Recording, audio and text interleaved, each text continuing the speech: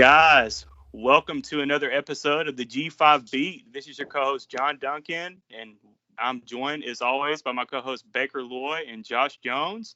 And a very special guest this evening is Adrian Broaddus joins the group to talk a little UTEP football tonight with us and just get you guys ready for week 0.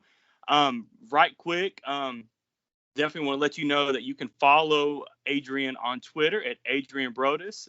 And, he does a great job on 600 ESPN El Paso and also is the host of Minor Talk, where a lot of people like to join the fun and talk about those UTEP minors after the games. But, guys, how we doing this evening? Doing good, John. I don't know if you can hear that, but it's my depression leaving and my heart screaming because football is here, man. Yes. Well, Adrian, you doing all right, buddy? I'm doing great. Hey, thank you guys so much for reaching out and inviting me on the podcast. For me, I come out of hibernation when it comes to football. We cover Sports 365 on 600 ESPN El Paso. But for me, football season is really when things start to amp up. I had this newfound energy this morning, just waking up thinking, wow, it's game week. We're getting ready to talk some actual football, which I'm thrilled about. Yes. Baker, you doing all right, buddy? Dude, Adrian is hyped up. He's way ahead of all of us. He's been on it for a while. It is week 0, and his minors are in the picture. We got another week to wait for some of us, but Adrian's on it, man, and I'm good. Yes. And, we talked about right before we started recording, that this week, week 0 is kind of like that, the appetizer right before the main meal comes next week with week 1. But I do want to just ask Adrian, can you, what's a favorite local appetizer in El Paso that you, I know there's a lot, but give us maybe 1 or 2 that you would recommend. Oh, I love it. Great question. Well, City of El Paso, we're known for our great Mexican food here. I have to throw out a chile con queso dip wherever you go. I mean, you can go to a hole-in-the-wall restaurant that's in our whatever part of town you want here in El Paso, or you can go to the nicest Mexican food restaurant here in this city, and you will get exceptional chile con queso. So I'm going to say that with some hatch green chili as the chili addition to it. That would definitely be my appetizer choice here. Adrian, what's your top UTEP restaurant? What's your local place? Ooh, great question. Well, I mean, I will give the El Paso answer, okay? But like my personal answer is this new place that opened up only like 5 minutes away from my house. It's called Taco Neta. Great Mexican food. They've got the most authentic things. Authentic Mexican food that you could think of. And I guess the El Paso answer is either Chico's Tacos, which is a famous rolled taco joint here in El Paso, only takes cash, that type of place, but it's the busiest place that you'll ever see at lunch or dinner, especially on the weekends, or L&J's Cafe. I mean, just exceptional Mexican food that you'll get here in the borderland. Yeah, what the hell, Taco Bell? They need to get their act together. Come on. There you go. Well, guys, I was going to say, I think we need to make a trip out to El Paso one day. Yeah, sounds great. That's right. For you listeners, you need to join in with Adrian. That's right. You guys will gain a lot of weight if you make a trip over here, but we'd be happy to have all 3 of you. Yes. Well, those UTEP minors, they are going to be traveling to New Mexico State, to Las Cruces, and that game time is going to be 8:30 p.m. Central Time. Right now, UTEP is a 9-point favorite over the Aggies. And guys, this is a rivalry between these two schools. If you're unaware, this is the battle for I-10 between the schools. I believe they're only separated for about 45 miles-ish between both campuses. Adrian, does that sound about right? Yeah, most definitely. I mean, you're driving right up Interstate I-10, and you're getting to New Mexico State within 25 minutes. That's pretty much your commute from El Paso to Las Cruces. So that's very fair. Nice.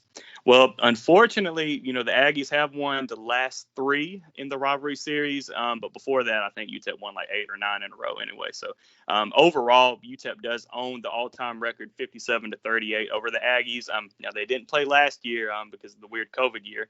But I mean, honestly, I think if they would have played last year, I think UTEP would have beat New Mexico State. But just talking a little bit about the Aggies. I mean, I got to watch the Aggies a little bit this spring in the few games they did play. But, I mean, I watched that game against Tarleton, and Tarleton just really beat the crap out of New Mexico State. I don't know if that was just an unprepared New Mexico State, really, for the FCS. I think they're FCS, either FCS or D2 Tarleton, but just really looked kind of out of whack in that game. And, I mean, this has been, a struggling program, New Mexico State, really since they've gone independent, just really struggled these last couple years. But I guess just in general, Adrian, can you tell us just a little bit about this rivalry? Would you think Miner fans would consider New Mexico State as their main rival, or just give us your thoughts on that, please?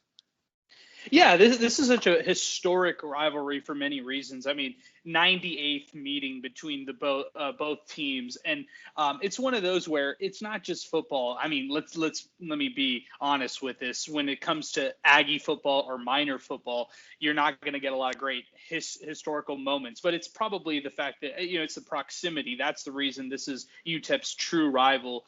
When you talk about anything, any other matchups or any other programs across college sports. You look at the storied history that these two teams have in men's basketball. That's a lot. That is where a lot of this rivalry stems from. And you're right. I mean, New Mexico State has not really been good over the past, 20 months since the last time we saw them play at Aggie Memorial Stadium, which coincidentally enough, that was when they beat the Miners 44-35 in November of 2019. That was the last time they played a home game at Aggie Memorial Stadium. I think this is a very interesting rivalry because people who are here in this borderland community, this region of El Paso and Las Cruces, they have respect for each other. There are a lot of high school athletes who end up leaving to New Mexico State instead of staying here in El Paso and playing for the Miners. There are, and vice versa, there are Las Cruces players who grow up their entire lives in New Mexico, and they end up coming to UTEP and driving, 20, 30 minutes down the highway to play here. So a lot of respect for each other. It's not your bitter rivalry, but I find this game very interesting. We were just talking with head coach Dana Dimmel today about just the intensity of the rivalry.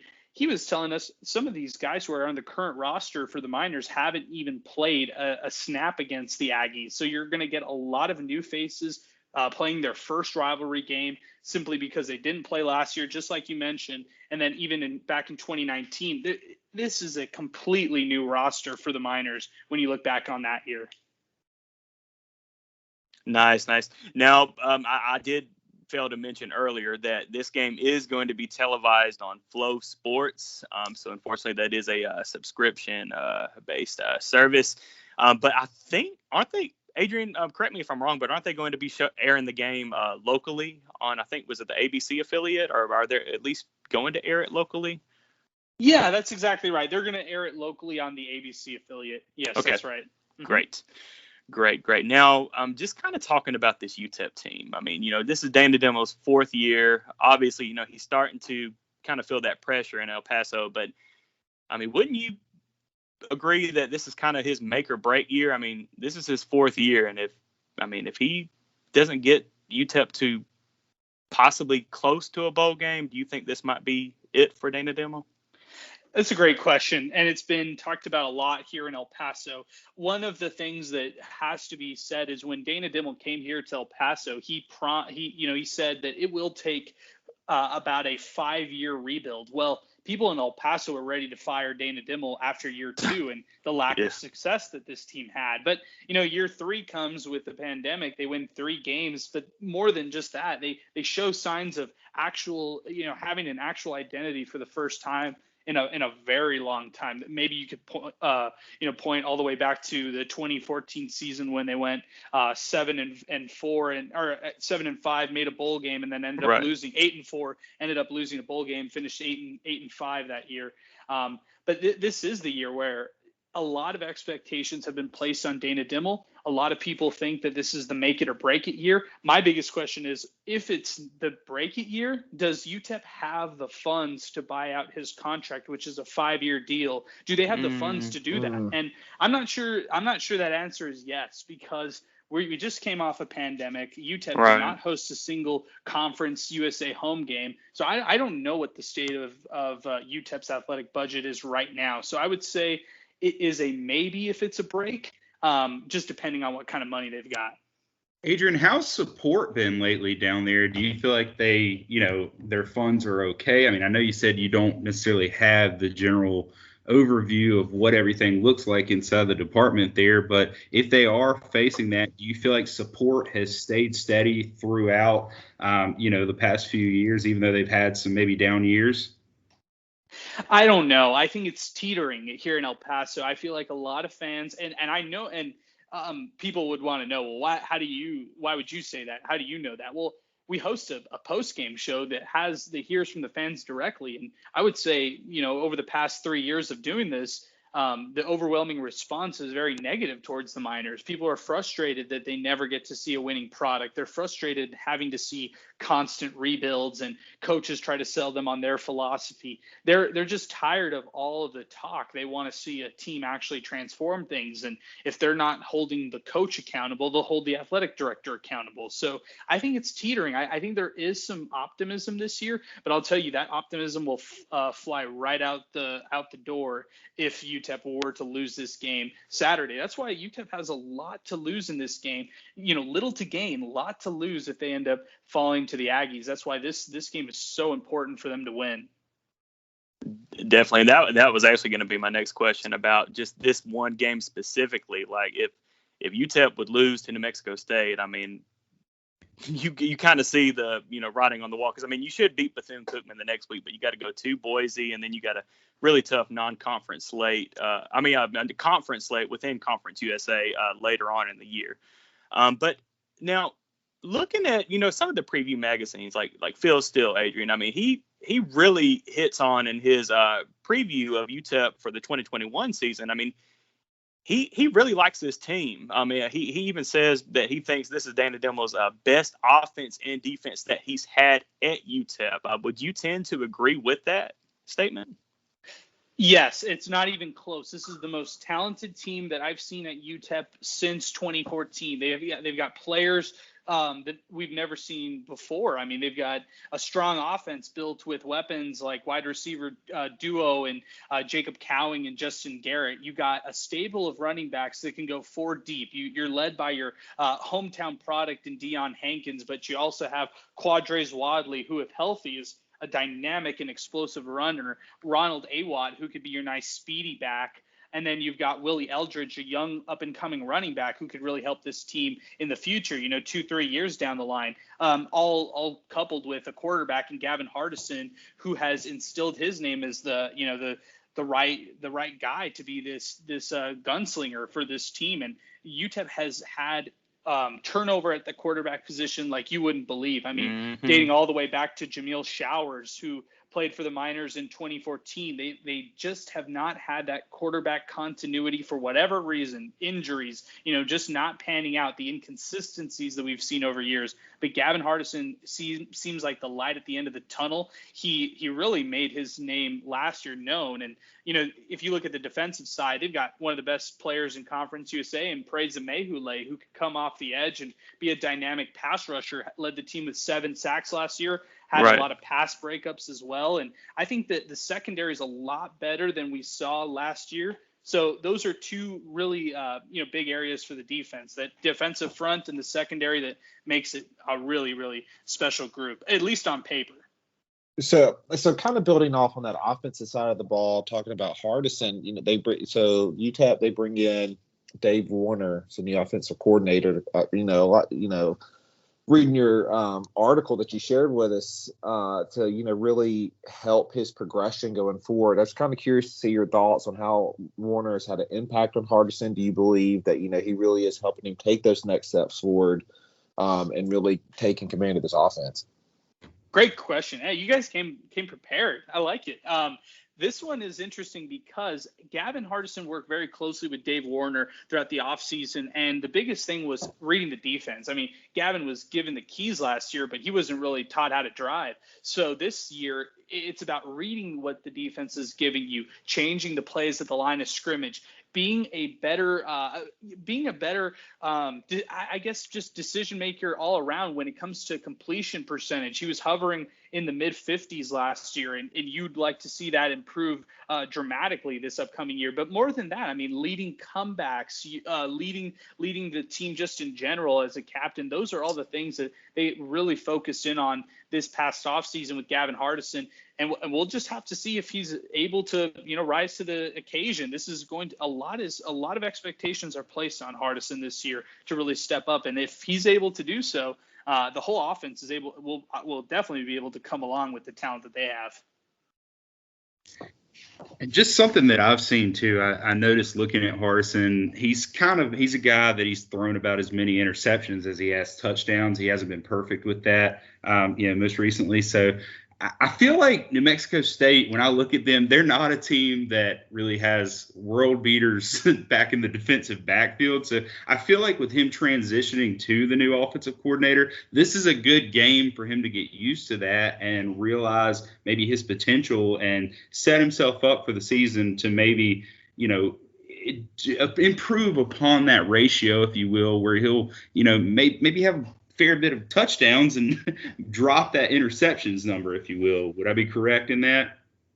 You would be. I mean, you're getting an opportunity to play a team that didn't play a single game in 2020, and with the pair of FCS opponents they played in the spring, just like you mentioned, they gave up an average of almost 500 yards against both Tarleton State and Dixie State. So for the Miners, they should be looking at that and salivating over those numbers and thinking, wow, we can really put up some big points. And, I was talking to one of the senior wide receivers, Justin Garrett. His biggest thing was as receivers last year, he was telling me, we didn't score a lot of touchdowns, and this year we're trying to change that. Well, here's a great way to do it. If you get a couple receivers who get even a pair of touchdowns through this game on Saturday, maybe you sprinkle in the run game and get Hankins with a pair of touchdowns, or divvy it up between him and Ronald Awad and Quarjez Wadley.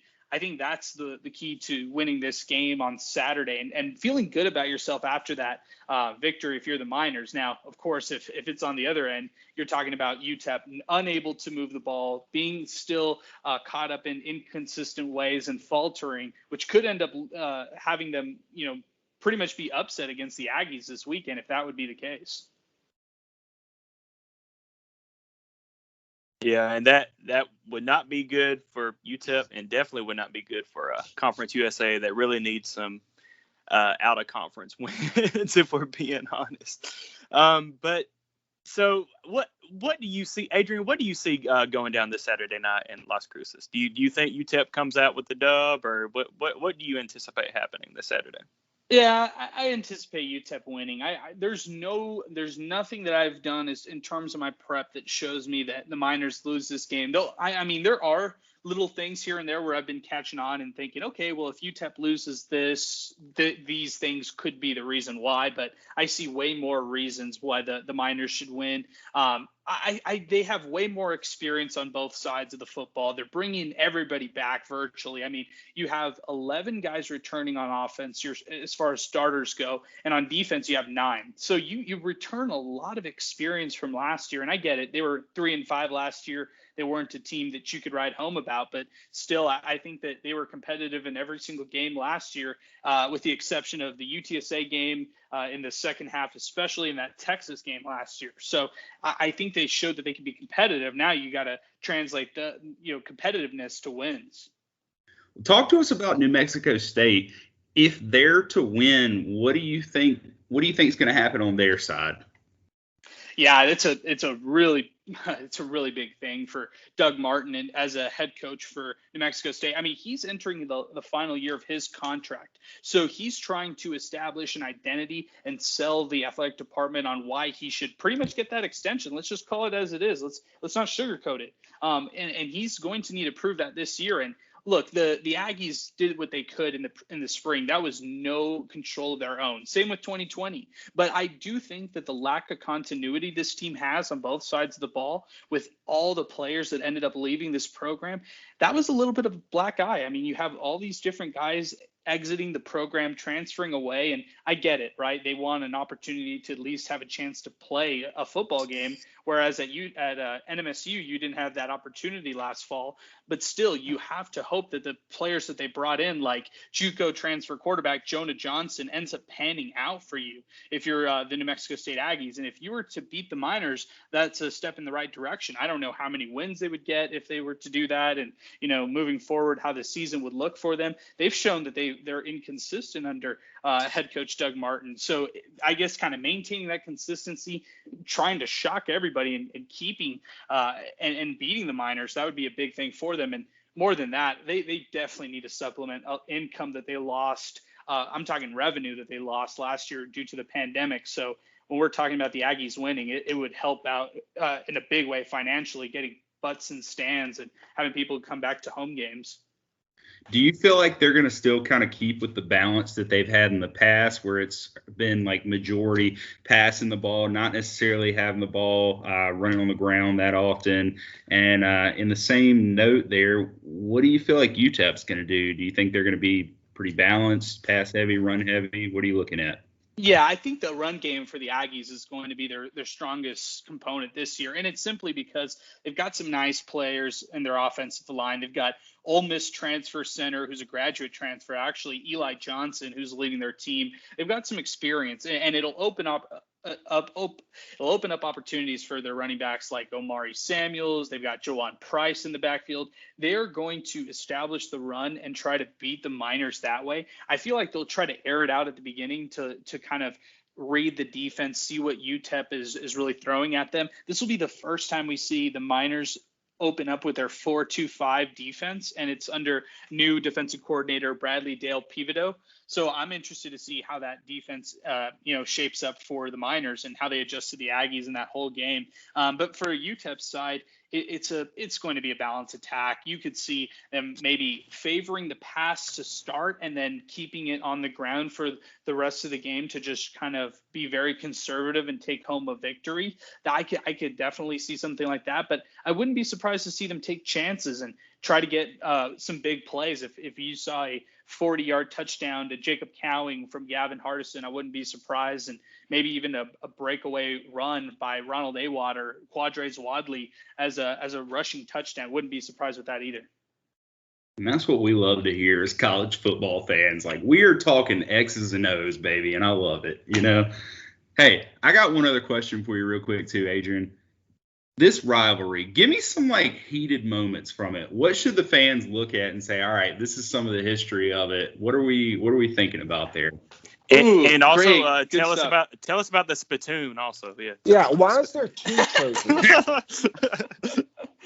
Oh man. So I plead the fifth on that second question. I gotta look into that again. It's been said. I've read it before in the past. It's one of those things that I should know. I just, I forgot over time. It's dating back to all the, both teams have a mascot as Pistol Pete. So there's one kind of clue, I guess, to that trophy, I think. Right. Okay. So if that's the case, I guess that's the historical significance. I go back to, I think it was the 2015 UTEP NMSU game where the quarterback was Ryan Metz for the Miners. He led a come from behind victory for them and had a literally last play of the game touchdown pass in the corner to a tight end. And fans went berserk in Aggie Memorial Stadium. This was back in 2015 when the Aggies were trying to snap a 6-game win streak by the Miners leading up to that game. So a lot was on the line at that point. And I believe either that year or the year after, the Aggies actually ended up going to a bowl game and having a really successful season. So that win really did a lot for the Miners at that point. I think you just go back to just the way how easy it is for both communities to be at the games for both teams. I mean, for example, there are a lot of Aggie graduates who live in El Paso and who will go to the games for UTEP NMSU and who will make the trip out to Las Cruces. This is a very family-oriented region just in general. So both communities kind of coming together and playing this big game is a big deal for a lot of people. And I mean, if you're going men's basketball side, that's when the rivalry really intensifies. Really quick story. UTEP men's basketball coach Rodney Terry leaves the program for Texas as an assistant coach under Chris Beard. And in the process of the coaching search, the New Mexico State head coach, Chris Jans, ends up applying and being a finalist for the UTEP job, but doesn't get it. He's a finalist and ends up not being hired. And a lot of people here in El Paso, UTEP fans, thought that he should have gotten the job instead of the now head coach, Joe Golding. Now, I was somebody who really liked Golding, to begin with, but I could see a lot of reasons why people would have favored Chris Jans at that point. And so that's another kind of wrinkle in this rivalry, that there are a lot of ties on both sides, not just in football, but men's basketball and all the other sports. Nice.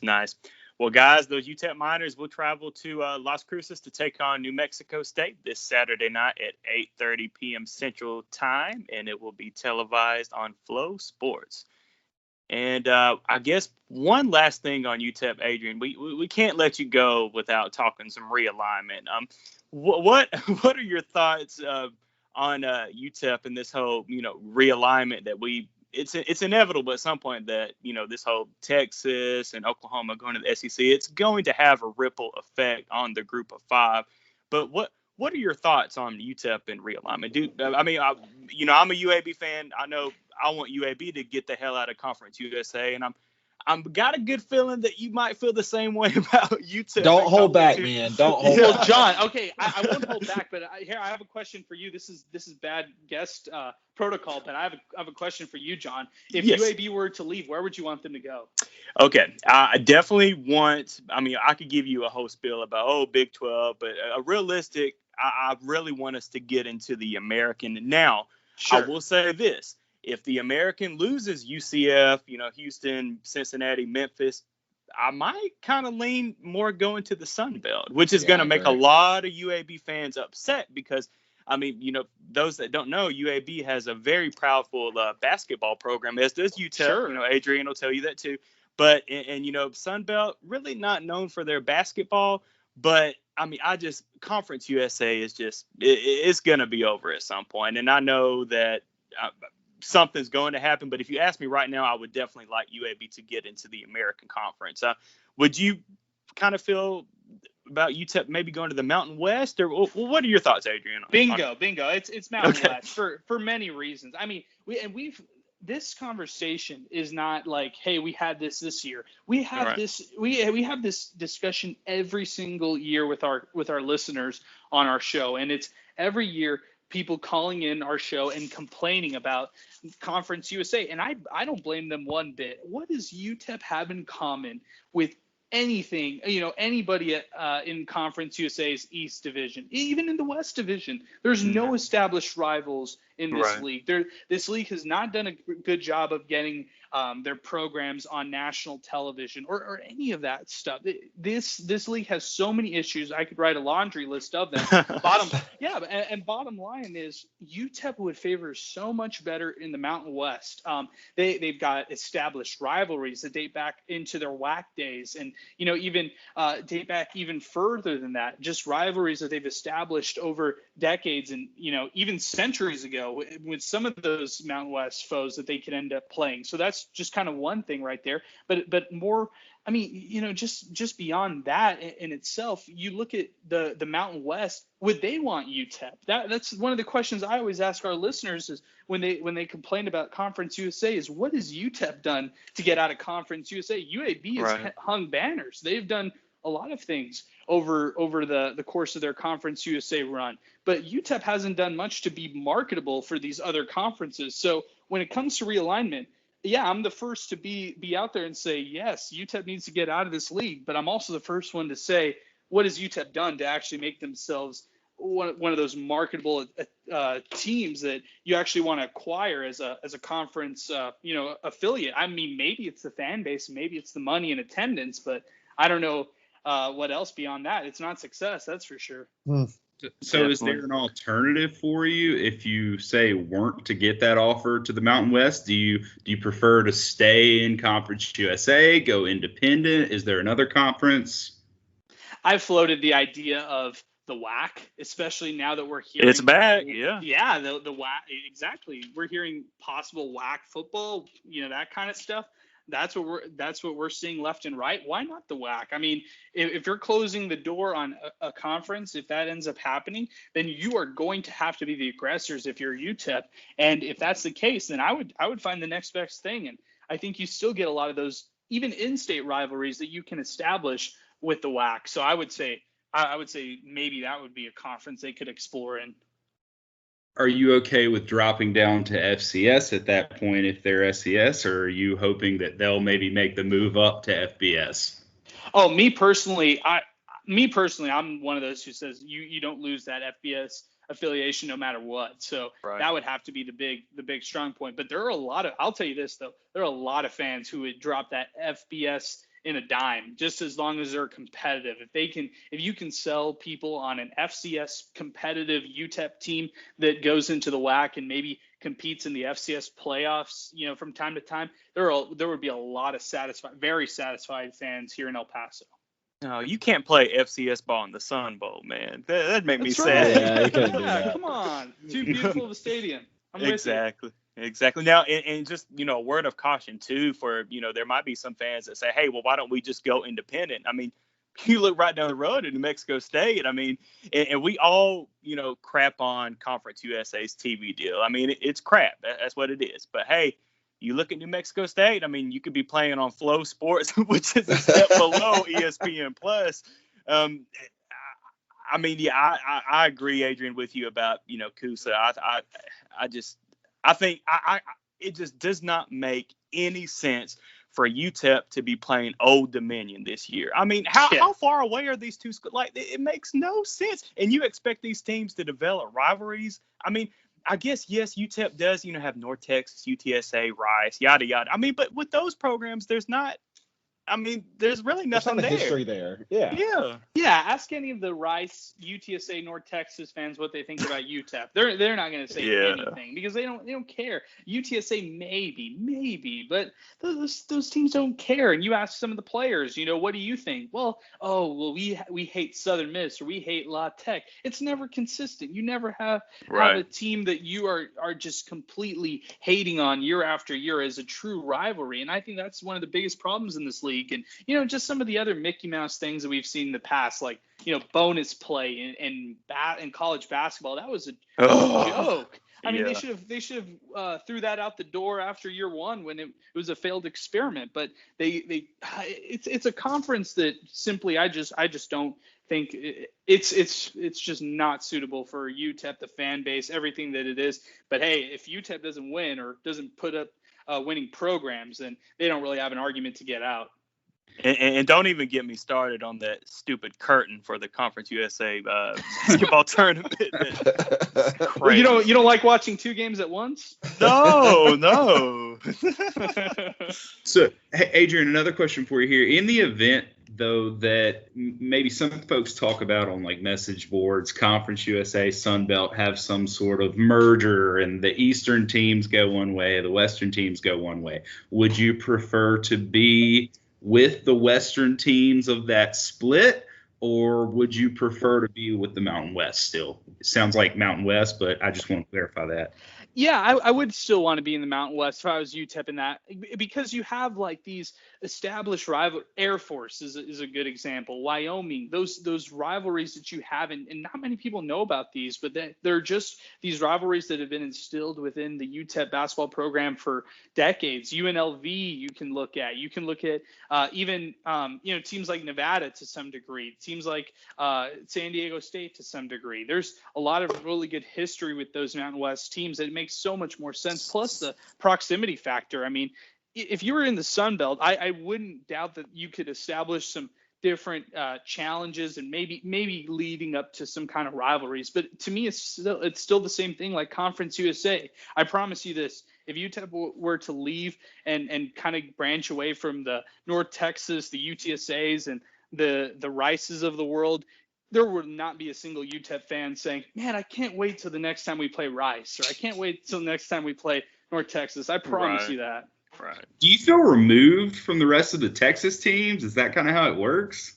Yeah, I think that is how it works, because those schools right there capitalize on let's just call it what it is. Sometimes the leftovers, now with the exception of UTSA, because they've done a phenomenal job recruiting, and even to some degree, Bloomgren with Rice has done a nice job too. But Right. I think that those schools really, really benefit off getting those East Texas talents. And UTEP is difficult because you have to convince those same East Texas talents to get on a plane and fly to El Paso and, come visit the Sun Bowl and come visit this campus. And to be honest, most of the people who end up coming here fall in love with it and really want to stay here. Some say, no way. I mean, this is way too far away from my family. You're kidding me. I got to drive 10 hours to get back to Dallas. No way. No way I'm going to do that. So the proximity factor really hurts UTEP. And that's why I feel like there's a lot of disconnect when it comes to the other Texas schools. Is there another school on that side of the state that really competes with you guys, or that you feel some sort of connection to there? I would say in basketball, you're talking New Mexico State in a big way, because that's a team that is a conference champion. And they are a school that has to recruit against proximity and things like that. They have a lot of similar challenges that the Miners do. So that would be one of those teams. But for football, not really. I mean, football has with Dana Dimmel, he's established that he wants to recruit a team that has blue chippers, that has diamonds in the rough, like Jacob Cowing, who's now an all-conference caliber player, but was very lightly recruited out of high school. And those are the kind of guys that Dana Dimmel really wants to keep. Now, the previous regime thought it was like, oh, well, let's keep all the local talent and the best talent here in El Paso, and almost a third of the roster for UTEP was local products. And no knock against El Paso players. I just think that you have to kind of be very adaptive and kind of change your recruiting philosophies every year when you kind of look at El Paso and how it's growing and what kind of disadvantages you have here being so far away from everybody. I do have a quick question. So with the name, image, and likeness stuff that's come out, and you see all these big time programs, all these players are signing all these deals. I'm kind of curious to see, what kind of impact it's had at a school like UTEP. I mean, have you seen a lot of guys sign local deals? What are you seeing in your area? Yeah, there has not been a single one that's been reported on yet. So I would say it's more of your under the radar deals. But I'll tell you this, there's the interest. I know for a fact, I know with knowledge that there's a lot of interest by local business owners to connect with some of these athletes and pay them, handsomely if they're ending up doing this. I think it's going to be very interesting now that UTEP has a partnership with an influencer agency, I guess, that they're working with from college athletics, and just kind of seeing what kind of connections they can help make for these athletes. I mean, let's just be honest, it's the recruits that you really want to help out too. Oh, for sure. At first step on campus, you want to say, hey, this car dealership's going to pay you X amount of money, and they want you to be at this customer appreciation event every other Saturday. And this will be a way that you can make some extra income on the side. No, I agree. I believe the NIL stuff, I believe it could be huge for schools like, UTEP and all these smaller schools, because you can go to a town and be that person of that town, get all the local endorsements. I feel like it's such a good opportunity for schools like that. So it's kind of interesting to keep following that.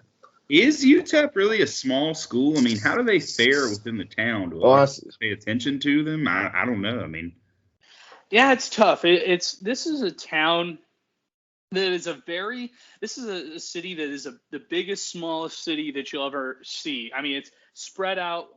We have in this whole region over 1 million people when you include the Juarez, Mexico area that is right across the border. I mean, I could stand outside my backyard and see Mexico clear as day. I mean, from where my house is. So that's just our proximity. It just shows you how big we are. But everybody knows somebody here in this city. You kind of have those connections with it's a very family oriented town and city. So it's a tough one. I mean, it's one of those places where everybody's so close knit, tight knit, and they want to root for the Miners. But when it comes to losing, they will jump off that bandwagon so fast that it's not even funny. They have zero interest when this team is losing. They talk about this team in a very negative way, and they kind of almost joke about it. It's a running joke at times when you talk about this UTEP football team, or maybe even the basketball team at times, which is sad.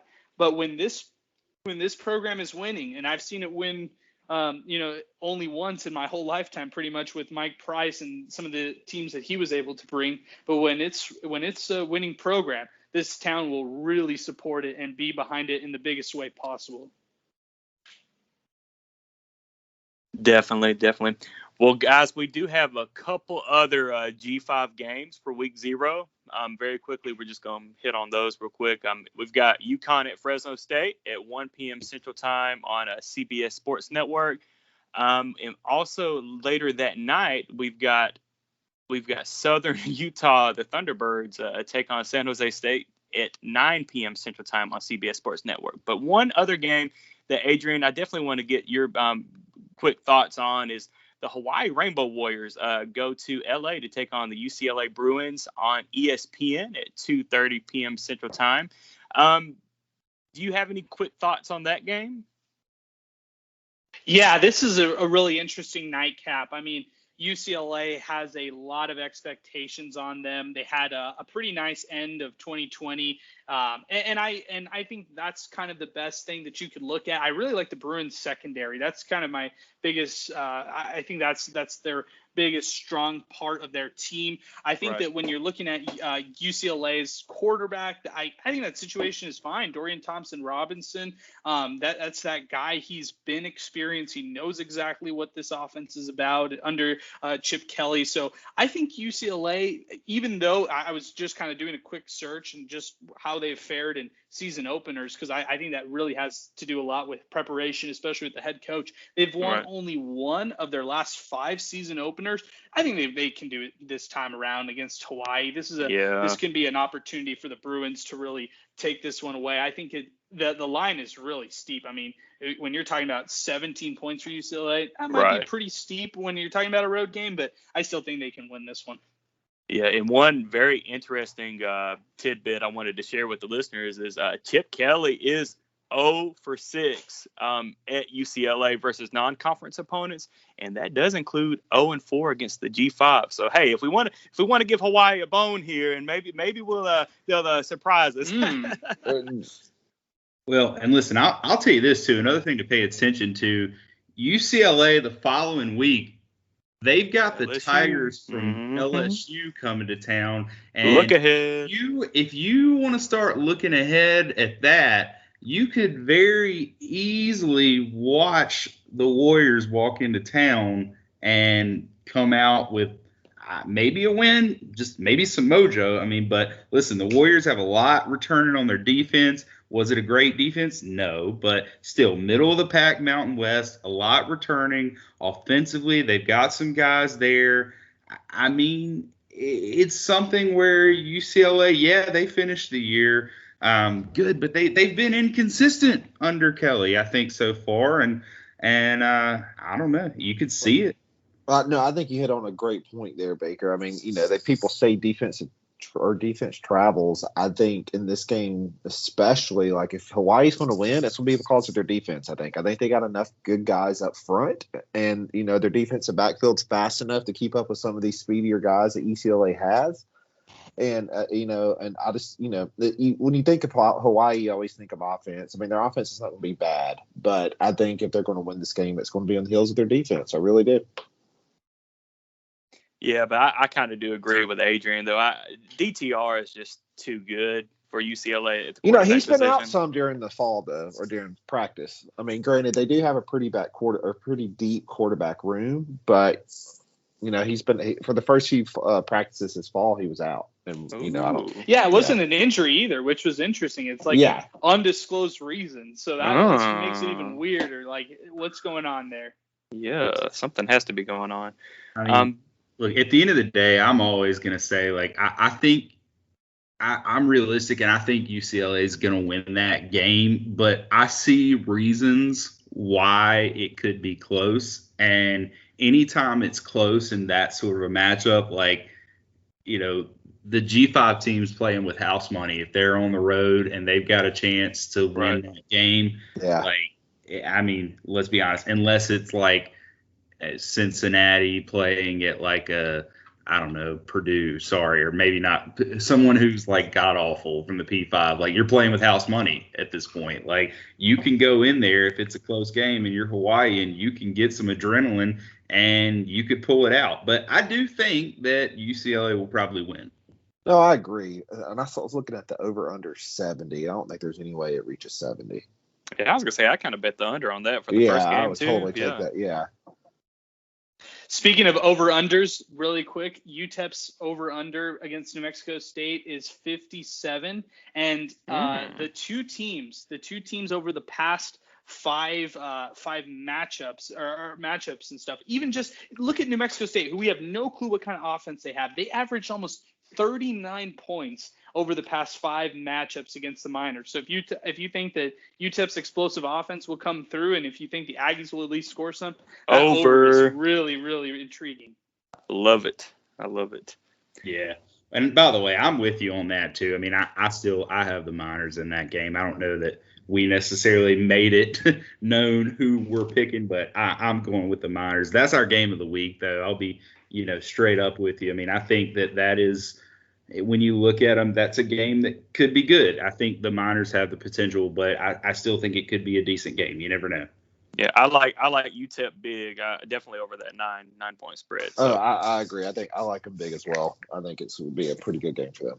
Conference USA represent, man. But Josh, you want to tell our listeners about our Twitter poll that we're going to have up soon? Yeah, so we are going to get you guys involved, and we on the Sunday, the 29th, we are going to have a Twitter poll with 4 different games that we want you guys to vote on for us to talk about in our next episode. So go ahead and give you a heads up on the games. They're all SEC games. Just kidding. But it's here's the game. So first one would be ECU at App State. I feel like that one snuck in somehow, Baker. I don't know how. And then we got Oklahoma and Tulane, UTSA versus Illinois, and Southern Miss versus South Alabama. So again, this poll will go up on the 29th. Probably be for about 24 hours, and let everybody vote on it. And the winner we will discuss on the next pod. Definitely. And we're going to definitely be talking about that Boise State UCF game and Louisiana, Texas for sure. But we'll definitely want to throw in another game. But we need you guys to help us out and pick that game. But again, follow us on Twitter at the G5 Beat. But also make sure and give our guest this evening, Adrian Broaddus, a follow on Twitter. Great follow. Everything you need to know about UTEP. You can follow him at Adrian Broaddus, Broaddus. And Adrian, thanks again for hopping on, man. I mean, we really enjoyed it. Hey, I really enjoyed it as well. Thank you guys so much. Anytime you need it, I'm always happy to jump on. Definitely. Awesome. Definitely. Appreciate it. And on that note, guys, we'll see you next week for week 1, and let's kick it off. Enjoy. See ya.